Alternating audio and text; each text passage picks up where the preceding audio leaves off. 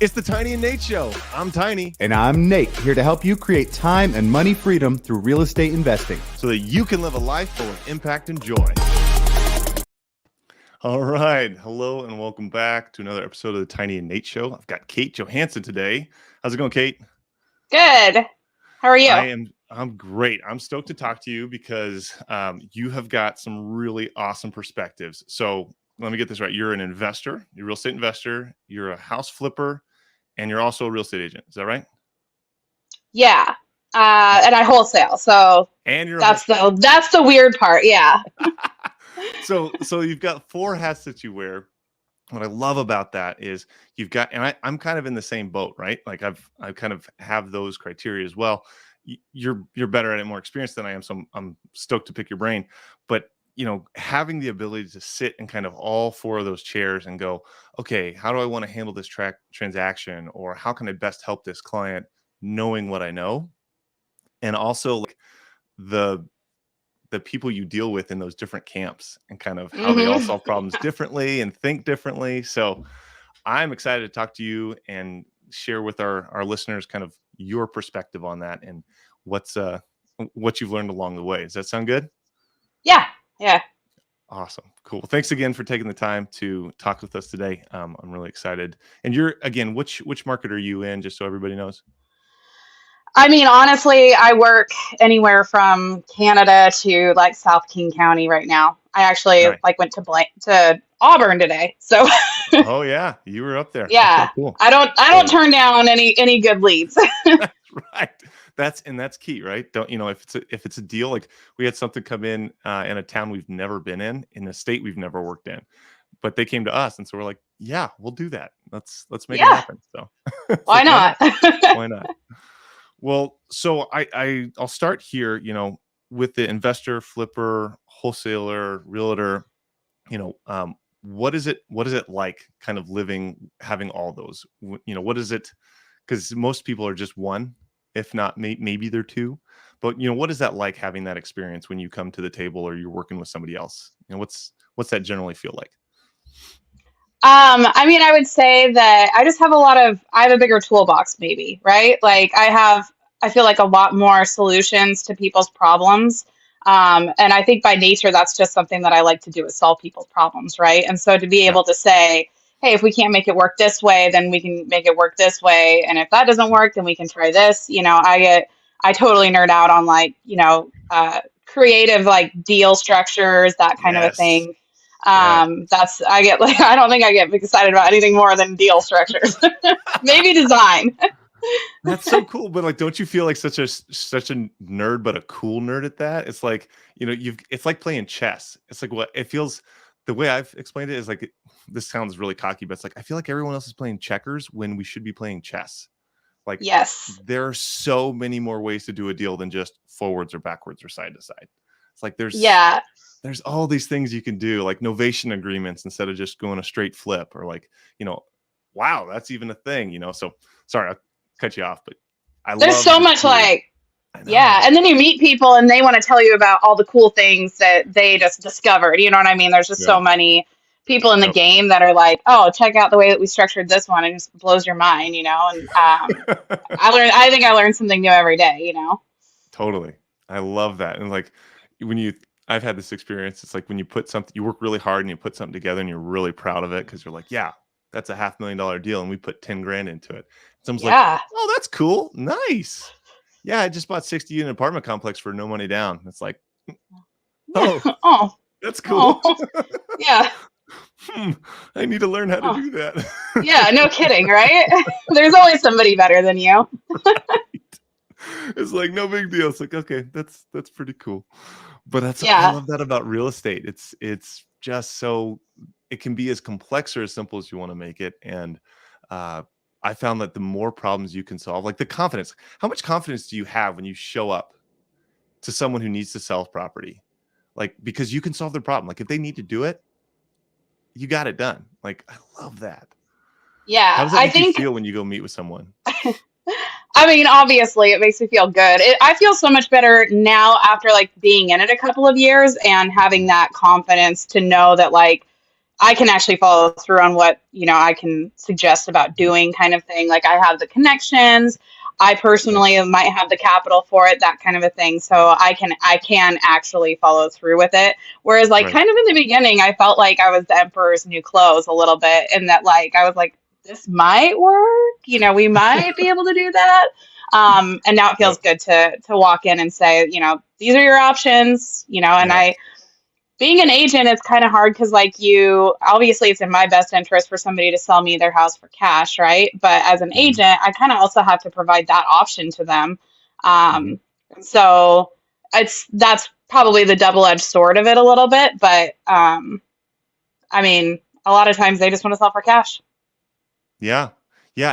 And that's something that I want to hit home, is when I talk to, well, let me ask the question instead of saying it.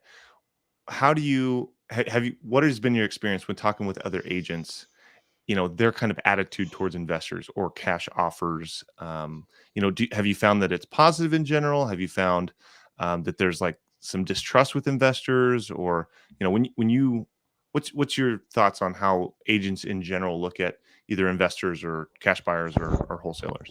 I mean, I know it can be a little different, but I would say this, there's a lot of really cool agents out there, but there's a lot of very old school agents out there that traditional real estate is not as friendly of an environment as investment real estate is. And so Mhm. I think that sometimes somebody is like, you are buying that house or you're listing that house, somehow that's money out of their pocket, or that you got Mhm. something that they thought that they should have earned. And Mhm. that's honestly kind of what pushed me towards investment real estate, was that I didn't really like working in that traditional arena, right? I didn't like that Yeah. attitude.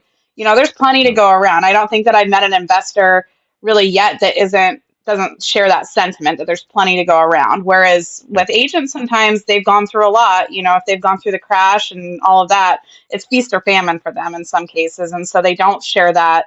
If you got something, somehow that took away from them. So Yeah. some of the agents that have a bad attitude, I think that that's where it stems from. But there's a lot of Mhm. agents out there that are like, man, what you're doing is really cool. I want to learn more Mhm. about it. Yes. Yes, that's huge. I Yeah. remember you talking about that at our meetup. That was something that stood out to me. Probably one of the biggest, if not the biggest difference between like realtor crowds that I've hung out with versus investor crowds.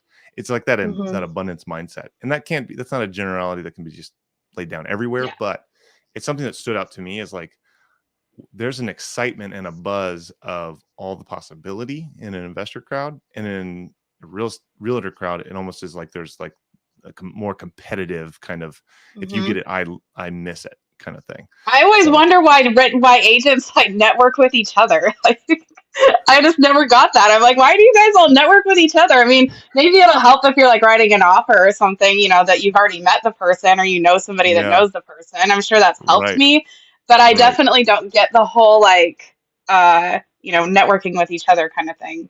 Yeah, agent mixer where you just kind of measure each other, measure one another up the whole time, and Right? it's just Yeah. awkward for Oh everybody. yeah, no, you talk about how great your brokerage is, try to recruit others that, Yeah. yeah. Like, man, how could I waste another 3 hours? Oh yeah, let's go to. No, I'm just Yeah. kidding. Yeah, I mean, I love my office, and I'll say that like the way I got into investment real estate is through Yeah. my actual brokerage. Like those were guys that Hmm. were working for hedge funds and flipping houses for hedge funds, and Yeah. that's where I started in real estate. So that's how I got to know the investment world. Hmm. Um, and all of those agents they kind of like to have like one foot in both camps, right? Right. But Right. so they're nice to network with. But yeah, it is kind of funny. And we are in like a very traditional office now because we got Mhm. bought out, and so it's Okay. it's funny to like just see the difference of traditional For versus sure. investment centered agents. Yep. Yep. No, it's a very different mindset, and I've I would encourage anybody who is um, looking to invest or isn't investing. If you're not working with an agent who gets investing or is doing investing themselves, to Yes. really consider that. Like it's just a different mindset, and it's a different Yeah. way to look at real estate in general. So Yes. that's that leads me Um, to my next. Oh, go ahead. What were you saying? no. Yeah. You're fine. I was gonna say, what's, as an investor, what's something that you wish agents knew? Like, what's something you just wish as an investor that all agents understood? Is there something that you specifically that jumps out to you? I think there's a lack of like creative problem solving sometimes, right? That Mm, like somebody doesn't have to lose something in order to get the job done. Like sometimes both parties can give up a little bit and win, but like when mm, I'm in traditional deals, yeah. a lot of ego gets involved sometimes, and I don't get that part of it, and I think um, that is where investors get a little bit turned off by like a traditional agent because of Mm, that ego that's involved in it. And often, mhm, like an investor's a little bit smarter than an agent. They know the agreed. market or they know their numbers better. Mhm, Um, so I think just yeah. uh, that, thinking outside of the box. Yeah. Yeah, I love that. That you nailed it. What's important to me is like creative problem solving. Like if there's probably the second most rare resource on the planet besides time is creative problem solving. Like it's Yeah, just there's not enough of it. And the way I'd answer that question is probably exactly the same. Maybe with a tweak of like when when an agent gets contacted by an investor, instead of just shutting them down as like a waster or a competitor in some way, take it as an opportunity to learn because like chances are that human being knows something you don't know. And yeah, yeah, they might waste some time, but have gates so that doesn't happen. But also be willing to learn and be willing to admit you don't know everything. Like I worked with an agent recently on a deal and I got a phone call around closing time and I was like, oh boy, what's this going to be about? And he actually came to me and he was like, hey man, I see what you're doing with this investing thing. And I've been in this for almost 20 years and I want to learn what you do. Like, do you have any resources for me? And I was just like taken back, like, wow, holy cow, that was yeah, so honoring to me because it's like someone saw, hey, there's other ways to do this. There's other yeah. ways to solve these problems, and you don't have to just be stuck with this toolbox that you're handed right out of real estate school. Going, here's how you Yeah. solve the problems. It's like, wow, There's just like on traditional brokerages, there's so much of like, they take a percentage of your mhm, sales, and so they feel like they have to provide their value for that percentage, and mhm, that's in like, book clubs and vision boards and a bunch of other stuff that's like it's a lot of fluff. It's not like a lot of meat and potatoes. There's a brokerage out here in Stanwood that mhm. charges their agents $40,000 a year to be in that office. Like, I don't. Why Goodness would you pay gracious. for $40,000 a year? You could buy yourself an investment property or two. Right. I mean, Yeah, or two if you do it right. Yeah, that's right? Why crazy. would you spend that money to be in that office? And it's literally just purely for the name of the office and Mm, maybe like a cocktail mixer every year. I don't know. I mean, I can't fathom that this office is like providing so much value at $40,000 a year that it yeah, makes sense. some awesome trip to Mexico, maybe. I don't know. Right? That $40,000 a year will buy you a lot. And, Yes, it's it not, will. it's going to buy you a lot that will make it so you don't have to do traditional real estate agent, or you can turn down clients that you don't want to work with. I think that's kind of the other nice thing that's come from it is that, Mm, I got a buyer that was like, I'm approved up to 400,000. I don't want to go above that. And I finally was like, mhm. I'm really sorry. I am not your girl. Like Yeah, I don't go bang on doors all weekend and show houses yeah, all weekend and write up multiple offers every weekend. That's not where my energy is spent. And so I'm able yeah. to like walk away from a client that might be more exhausting rather than feeling like that's my bread and butter and that's what I have to do.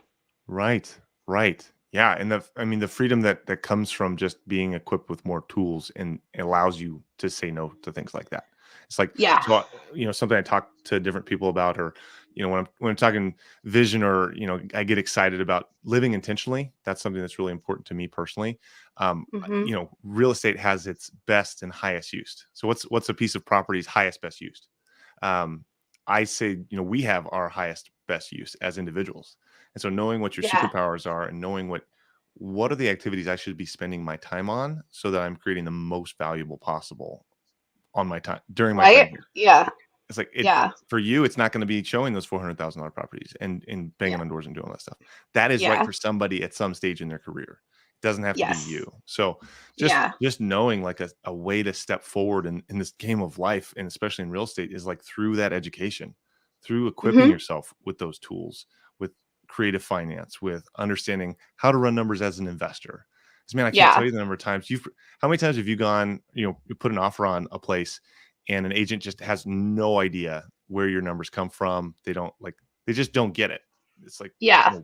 they get so fired up and frustrated by your offer. If, how dare you, they're insulted. And it's like, well, do you have any idea what I have to put into this to actually make a dime? Oh All yeah, that no, risk is on me. I had a lady tell me that I'm hopefully writing one up today. And like the house needs work. It needs a new foundation. It needs a new roof. It needs all these other things. And she's like, well, I reduced the price by $10,000 because it needs a new roof. And I was like, lady, you need to reduce the price by like $100,000. Yeah. You're like, well, that'll cover the interest on my carrying costs. Yeah. Thank you. Right. I kind of was like, yeah. I mean, but at the end of the day, I'll still put it under contract. We'll do an inspection on it, and then I'll be able to physically show her Right. this is actually why. It's not just me saying Right. it or like pulling random numbers out of the air. Yep. And roofs don't cost Yep. 10 grand that much anymore. They're like a lot more expensive than they used to be. I was gonna say I wish I could. It's 27 or 35 depending on what they have to do to it and how big it is. But Yeah. it's not a Yeah. $7,000 line item like it used to be. I had someone say, No. well, that's like 7-8 grand. I'm like, no. Yeah. Not anymore. No, it's yeah. Not anymore. Yeah. Yeah, I would say the other thing about like traditional agents too is that I hate how it is structured in some ways. So there's like the rules of the MLS and then the rules of the National Association of Realtors. And then there's kind of like the rules of your brokerage. And so they're governed by all these different kind of rules. And Right. some of them are really hard to understand, or like Mhm. you take it as a certain way, whereas somebody else sees it as a different way. Yeah. Stuff like pre-marketing, that kind of stuff that you can get fined for. Mhm. And I think that a lot of traditional agents are so afraid of like, I hear so many agents that like, if I don't do this, then I could get sued. And I'm like, in my head, I'm like, how would you get sued over that? I just, like, actually, how would you I want to ask them, how would you get sued over that? I know that yeah, like, have you really thought through that? Like, you're not doing anything unethical. You're not telling anybody anything wrong. Like, there's really nothing that you could get in trouble for. And so I think they have a hard time of just automatically, like, they think there's some rule against it, or they think that somehow it'll get them into trouble. And like, sometimes you just have to like critically think about it. Is that really the case? Yes. Or have you ever had an escrow officer tell you something's illegal? Like, oh, you can't do that. That's illegal. I'm like, it's like, fortunately I have a good closer, but I've definitely have had other escrow companies that will tell me really dumb stuff that I'm like, no, that's not true. Right. And they just don't know. And so it's like, God bless them, but they, it's like, I'm sorry, that's factually just not accurate. This is how you do that, and it is okay.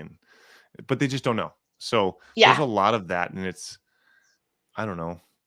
It's kind of always astounded me when I've gotten into a career and like how much on the job training there is. It's like you can't learn any of this in a school, really. So much of it you can't. And you just have to learn through experience. And so a lot of the people, another thing to encourage investors with is like a lot of the professionals you'll work with, whether it's an escrow or title officer, or whether it's a real estate agent, or whether it's a loan officer of some kind, a lot of them just don't know like all the ways that you can solve the problem. And so don't let their no's be roadblocks. You might just have to educate them.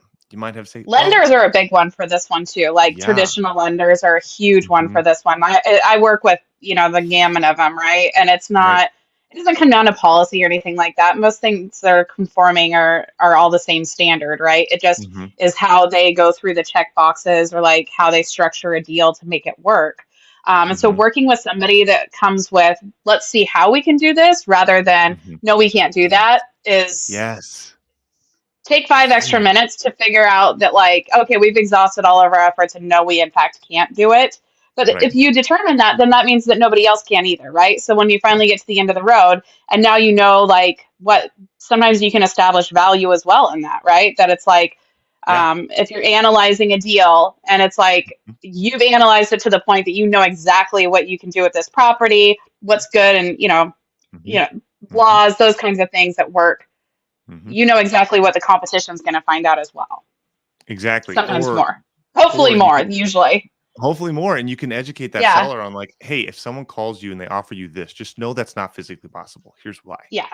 Right. Here's why I'm offering you my offer, because this is the whole thing. This is the whole Yeah. truth, nothing but the truth. Yeah. Showing you right here. I Right. found so much power in just being transparent with people, and Hmm. not having this kind of like, I'm going to hold on to these secrets and I'm only going to tell you some of them, but Yes. like just going Yeah. like, hey, here's in the confidence and the transparency of like, okay, here's what we're doing. And at any Yeah. point in this whole thing, if this doesn't feel great to you, if this isn't something you want to do, this isn't a deal. It's got to work for Hmm. both of us, right? Like, Yeah. and just Yeah. reassuring that, saying that 100 times, reminding them, Yeah. because they're on their back feet going like, I don't know if I can trust you. So man, it's Yeah. just, it's like, okay, well, let's just walk you through it.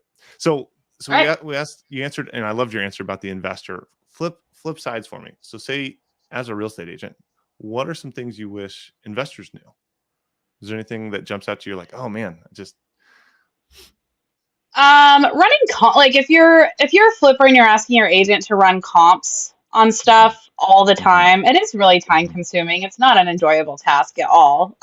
Especially if you know that it's not going to turn into a transaction. So if you are utilizing an agent to do that regularly, that's somebody that you need to provide loyalty to. Like mhm, don't go shopping agents unless, I mean, the only reason that like you should ditch an agent is because they haven't done a good job for you in a transaction. But like if you're using somebody to analyze deals, go look at houses, that kind of a thing, stay loyal to them so that they stay loyal to you too, right? yep, yep, I mean, I've had people that work for me that I find out that they are also talking to other agents, and I don't answer the phone calls anymore. Like I don't, yeah, no skin off my back. You can go work with somebody else. yeah, But if I'm doing all this work for you and at the end there's no opportunity for me, at some point mhm, it's just it's a take relationship. I think it's important always in yeah, any kind of relationship to figure out like what am I giving to it first, right? That's the yep, first question that you have to ask mm, yourself. So if you're an investor, what are you giving to the relationship rather than what you're mhm, taking? mhm. And then you'll get what you need and you'll work with the right people and the people that are worth it. Yeah. Have you heard this formula for success? What do I want? Who can help me get it? How do I help them get what they want? Have you Right. ever heard that before? Yes. I Yeah, don't think it's I have heard that, but I that was broken down by Pace. I'm not sure who he got it from, but he's Pace Morby. He found the Sub Two mentorship that we were part of, yeah. but it's all on creative finance. And we were at a mastermind with him, and he broke it down in those three simple things. And man, I've applied that over the last couple of months in all areas, and it's been phenomenal. What do I want? Be Right. really clear on what I want. Who can help me get it? So thinking who, not Mhm. how, which is phenomenal book. Another plug for that book. I wish I wrote it. It's awesome. Yeah. And then how can I help them? So there's both a selfish and like, but really clarity of knowing what I want, but there's also a servant leadership component to it as Yeah. well, of helping other people get what they want. They'll naturally, it works on that law of reciprocation. They want to Right. help you achieve your goals. And Right. I love that as an investor reaching out, talking to, I don't disclose necessarily if I don't have to, that I'm a real estate agent, because I really don't use it. Like I don't list for Yeah. people. I just I use it as a way to bring value to that brokerage and the relationships. It's like I'm creating as a wholesaler and an investor, I'm creating listings, and now I have an automatic dispo path for all the realtors that have buyers, right? So that's Yeah. pretty cool. And vice versa. If I know what they're looking for, I can go shop for it. I can go find it. Yeah. Um, Right? but just telling them, I forgot what I was going to say now, but basically working with them to go, hey, these are my goals for the year. This is what I'm Yeah. trying to accomplish. What are your goals? How can I help you accomplish them? And Right. I love asking that question, because they never expect it. They always expect like Yeah. for me to take something from them. But Right. man, Yeah. I I love would say approaching take, it that take your agent to like investor networking events. Like get way. them to drink the Kool-Aid a little bit too, I think, in some sense, Yeah, where like totally. they'll expand their horizons and their knowledge and Yep. maybe they'll meet somebody that teaches them something new. But Yep. um yeah, I would say from the investor side to the agent, like there's a give that you should come with as well. Yes, absolutely. And I love that. And also, the value that there is in having multiple really high quality relationships. Because like as an investor, we invest in a large area, the Northwest. There's not going to be an agent that does all the Northwest. not super Yeah. well, right? So Yeah. like Right. having, hey, I need someone for Stanwood, or I need someone for Marysville, or I need someone for this area, and working with them to where you have your experts in those different regions and pockets and communities, I found is nice. And then just being clear with that, it's not that you have to have one person only to do all your transactions through, but you shouldn't have more than one in like a small area. Like Yeah. that's not gonna go well. Yeah. I don't know. There's probably different people have different opinions on that, but just like you were saying, being loyal as much as you can. Yeah. What are your thoughts on working with people in different regions like that? Would that make sense to a real estate agent, or would they still want all the business? What do you think? Well, so agents do have the opportunity to like collect a referral fee. That's true. So That's true. if you can like give the person that you're most loyal to the Yeah, opportunity of like, hey, if you refer me to someone knowing that they're going to get a referral fee, that can be, a that's bonus true. to them, right? Yeah, But that's also true. like, hopefully they have somebody that they entrust. I would say in the investment game, like, Mhm. and I don't know if Washington's a little different. I have heard that Washington is a little bit different and that we are like a Mhm. very close knit community of investors. And so you and I probably know at least like 25 people all, mutually some way, Yeah, right? yeah. So if you're like, who would I deal with down south to do a Mhm. wholesale deal or something like that? My Mhm. guy Ryan is the guy that I would be like, no, you got to deal with Ryan. He's an agent. He's a wholesaler. He's me Yeah, down there, kind of thing. right, And right. so if you don't know somebody that you know knows somebody, kind of thing, I I guess. love that. That's been really cool. Like we've experienced that recently. We're going through something right now, and that's been really cool. And knowing who to talk to, how to solve that problem. It's the more involved you get in that community. It's like who Hmm. was it? A seller, a seller of mine needed a tax guy. I'm like, oh, there was a really good tax guy, and I saw his whole presentation at the real estate investor event. Like, let me hook you up with them. And so I was Yeah. able to make that connection. And so they're, because they're asking me detailed 1031 exchange questions, and I'm like, Yeah. here's my answer. I'm not a tax advisor. Let me connect you Yeah. with a tax advisor. Right. Exactly. Yeah. But it's good. Like it really demonstrates to sellers, when you're working directly with the seller, if you can have a breadth of knowledge and you're able to wear these different hats, and it's that she's calling me today. I'm going through, we haven't closed on this property yet, but it's a property, 5 acres. It's a nice property. She calls me like once a week just with different property and real estate related questions. I'm the buyer, but Yeah. there's that trust. I'm the investor. There's Yeah. that trust of like, hey, I was going to do my quarterly taxes, and I wanted to make sure I should go ahead and pay those. I'm like, well, yes, like pay your taxes. It's not going to mess up the Yeah. transaction. But it's just neat how when you answer the questions, you don't make stuff up, but you Yeah. you just have that breadth of knowledge, and you can refer to other people in your community who are experts. I Yeah. found that just opens up the trust gate even more. Right. So that when you Yeah. come to them after the inspection and you go, "Hey, Jill, there's 75 things here we got to fix. Right. We need to talk about this." Right. They have a reason to trust you, plus the Yeah. inspection. You've built up Yes. that bridge. So I found Yeah. that helps a ton. Yeah. Awesome.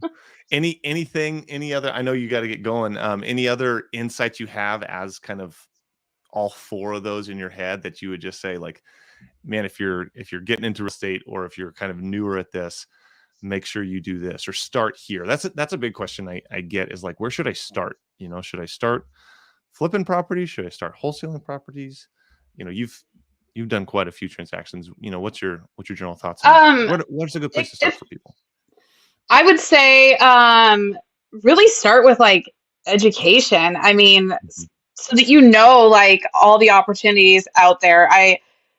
I swear there are so many different ways to make money in real estate, and so many people only have figured out one, and that's traditional real estate, right? As an agent, that's their way to make money in real estate. But there's so many ways to make money in real estate without any money at all, right? I know a guy that just flips land. That's all he does, is he like goes and researches and flips land. If that's something that you like to do, you like to be in the woods, go have lunch with that guy and figure out how he flips land, right? Like, some of the best money that I spend is just have it like buying somebody lunch and asking them about what they do and how they do it. And they'll tell you, I mean, there's so many people out there that are so giving that will tell Yeah. you everything, and they're excited Yep. to see somebody else get involved in it. Because again, we are all nerds. And so we get very like, when there's another nerd on board, Yeah. Like, oh, like, drink the yes. Kool-Aid. It tastes really good. Come on. Yeah, no, that's terrible. It sounds like a MLM, but you know, at the end of the day, like I do a lot of work for free too. Mhm. One of the investors that I work for, I go on a ton of appointments. And I'm not closing every appointment. I do a lot of work for free, but I'm Yeah. learning through that. I'm kind of learning how he runs his business. I learn how Mhm. he turns these leads, Mhm. originally like into an actual appointment kind of thing. I'm Yeah. learning how he does his contracts. I'm learning how he runs his business, which is completely different than how I run mine. So I'm always Right. like, sometimes you're working and you're like, I'm not making a lot of money and I'm doing a lot of work, but you have to look back and ask yourself, like, maybe I'm not getting money for it, but what is the value that I'm getting from it? And Yep. like, it's okay to work for free. Like, it's okay to go just do work for free, learn how to analyze deals and go analyze deals for somebody. And the more practice Yeah. that you get, Yeah. the more confident that you'll get in it too. I think that that's also Yeah. really important, because if you don't have the confidence, like you're going to be me 2 years ago, just tap dancing and really hoping that nobody figures you out as a false, right? No one knows how the song is supposed to go. Yeah. I hope I get it right. Yeah. Yeah. It's so true though. Like there's a bit of that kind of imposter syndrome that I think, that could be a whole Hmm. nother podcast or Yeah. 10, but mini series. But I mean, at some point, once you have an education, enough of one to where you can do maybe one thing. Go do Right. that one thing. There's no Yeah. substitute for action, taking action. Yes. And I think taking massive action combined with the stop and think process.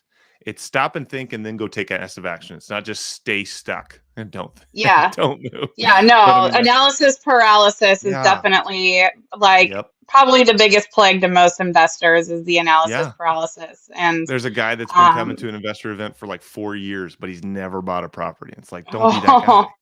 Don't be that guy. yeah. Like, go Right? That property understand 4 what you're years ago doing. probably is worth a lot now. Seriously, it's like go do that. That's a really expensive education that you haven't used, So Yeah. that's definitely a there's a mix there, a harmony. I wouldn't say balance because Yeah. it changes all the time, but the harmony of like, okay, I've got enough to keep moving forward, and that's something we encourage people with, just documenting our like deal breakdowns. It's like, so this is what we knew going into this. Not a whole lot. This column is small. Yeah. This is what we learned. It's way up Yeah. here. And Right. just the like you were saying, the friendly and genuinely helpful people in this industry that there's some jerks as well, but there's also a lot of people who just want to see you succeed and Yeah. share.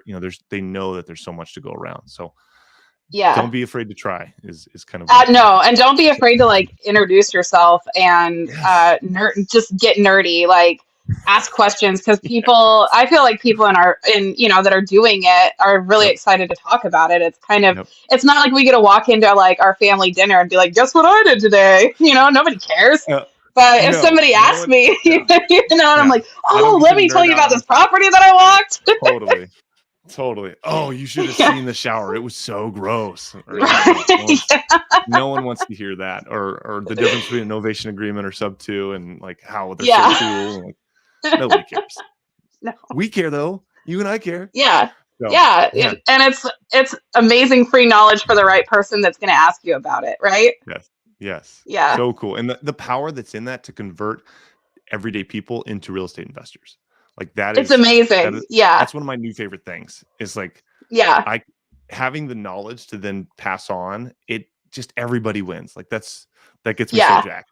But anyway, There's we're this coming to the kid, end of our- I will say, go ahead. I'm going to tell you, there's this kid, Do it. and he might even be watching because I think that he's been at our networking event. I've seen him at so many networking events, and I think he's still like a W-2 employee, but like I see him show up in people's Facebook photos, and these are like people that I super look up to, and I'm like, this guy is networking himself amazing. Like he's at a game night with like some of the top guys in the industry, and I was like, it's so awesome, and it makes me like so excited that he's like doing Yeah. it, right? Like he Yeah. might not be doing the investing part or the real estate part, but man, he is Hmm. setting the groundwork to be crazy successful when he's ready to jump. And he'll have so many Yep. resources and people to Mhm. call that'll help him that, Yeah. it's okay. Like lay that groundwork too.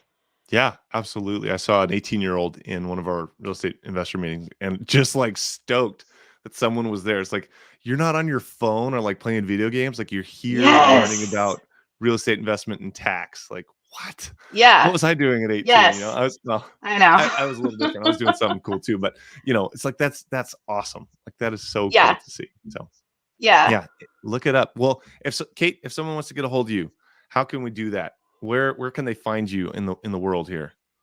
I mean, do you want me to like?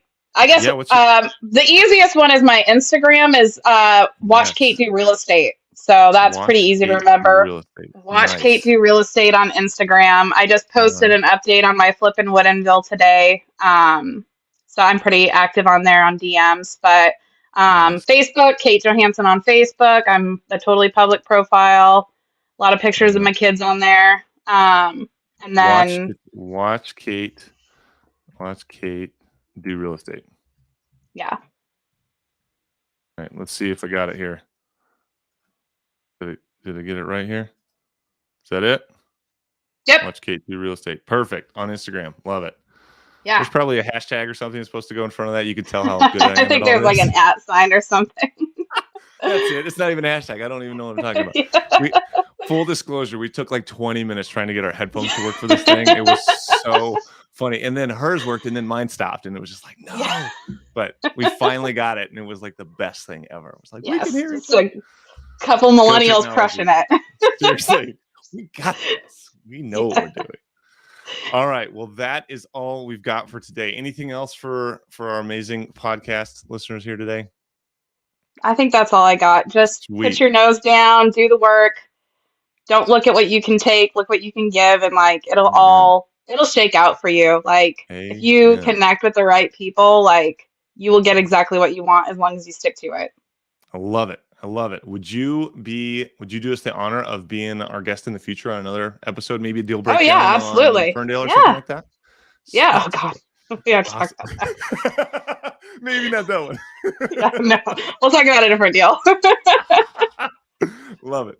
Well, that is all we've got, my friend. I will catch you on the next one. Thank you so much for your time and Okay. have an amazing day. We'll see you later. All right. All right, bye. Bye.